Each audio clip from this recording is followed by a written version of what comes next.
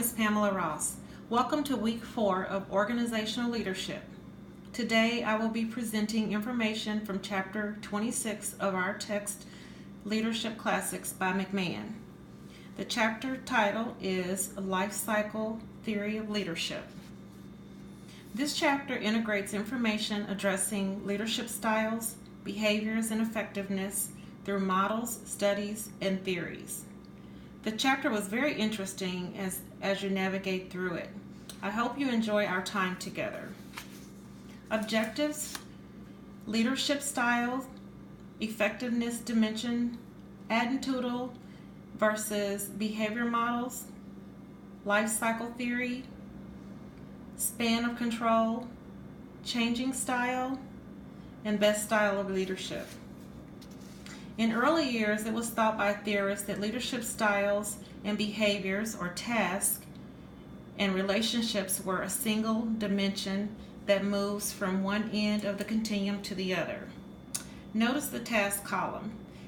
This leadership style may go from autocratic, which is the task, to democratic, which is a relationship and it's people. Emphasizing the task completion, while the other end emphasizes the relationship and the value of people.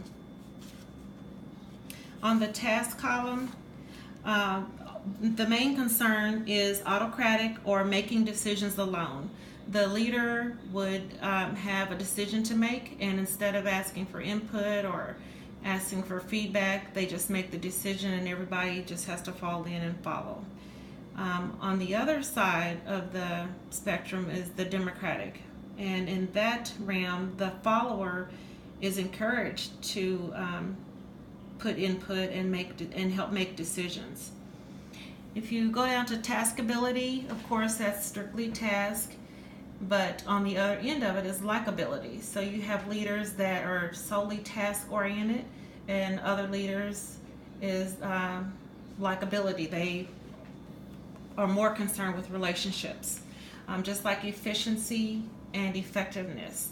The task person wants to be totally efficient, and then on the other hand, the leader that's more concerned with the relationship want it done effective. And then the goal achievement is the need to achieve, and again, the relationship, the leader wants the group to maintain that relationship. In attempts to describe how leaders carry out their duties, the staff at Ohio State University identified 2 dimensions shown in this slide. It is consideration, which is consideration of people, and initiating structure. In initiating structure, the leader describes the relationship between themselves and the followers, describes definite patterns and lines, identifies the members and their roles, the channels of communication, and the methods in which they wish the task to be accomplished. And they make sure that everything is in detail, how the leader would want it done. And then in consideration,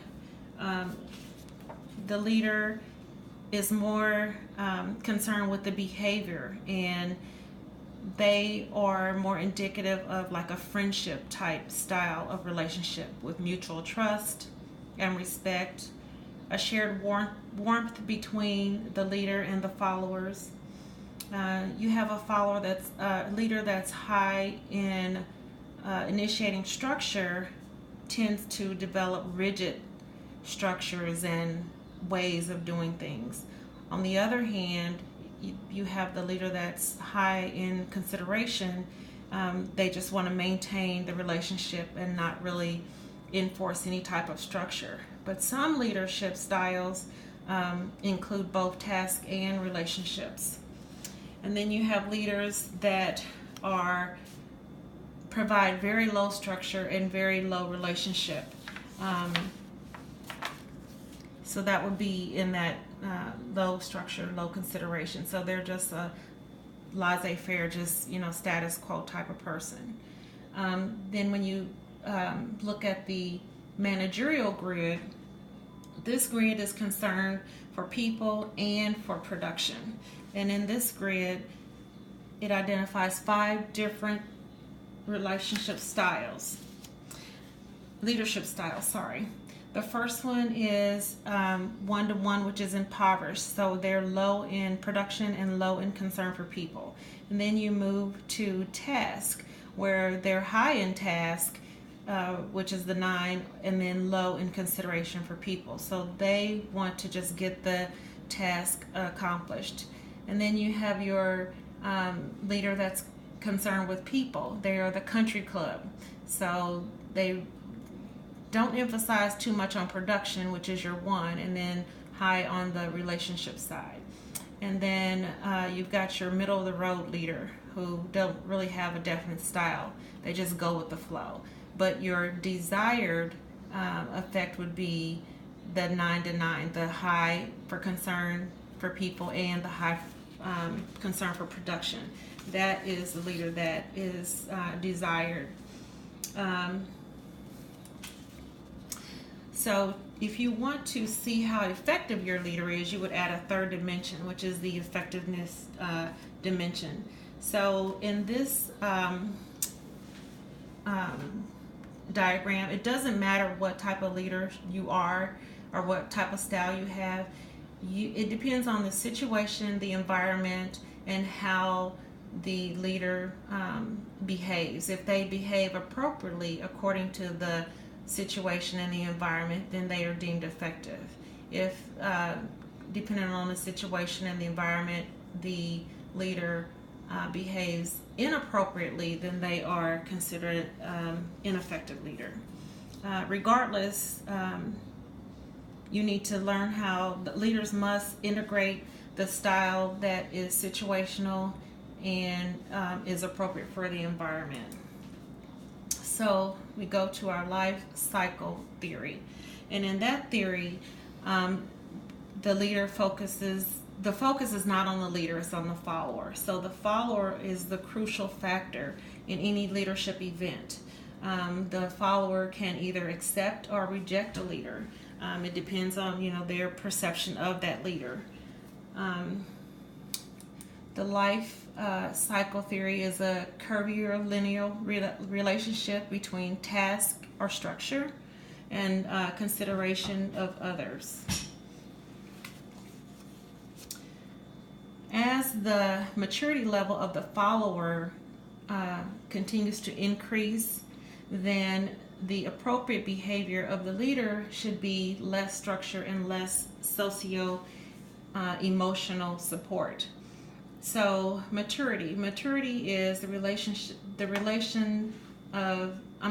relative independence, ability to take responsibility, achievement of task, motivating themselves and others, and it also takes in consideration the level of education and experience of the follower. So examples of the grid. So in quadrant number 1, you have high task, low relationship. In quadrant number 2, you have high task, high relationship. And in quadrant 3, you have high relationship, low task. And then in quadrant 4, you have low task, low relationship, which would be your goal if you were to be an effective leader. The stages also can be examples of a parent-child relationship, and our text does a very good job at describing that. So I'll just kind of briefly hit over those. So think of a baby, a child. They cannot really control their environment. You have to do everything for them. So therefore it would be high task, low relationship. And that would be equivalent to quadrant 1. And then as they move through preschool, they have high task still, because they still can't do everything, but they are maturing. And then going to school, they start building those relationships. So then they have high task, high relationships.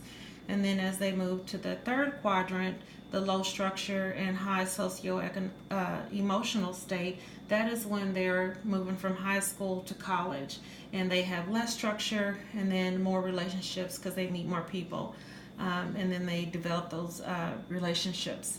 And then our last one is low task, low relationships. And so that's when the child is no longer a child, they're a grown adult, they're married, they've got their own family, they start having their own children. Just like if you're a leader, you've got a follower that's that's mature and they have experience, and so you don't need to spend as much time with them. You don't have to provide structure.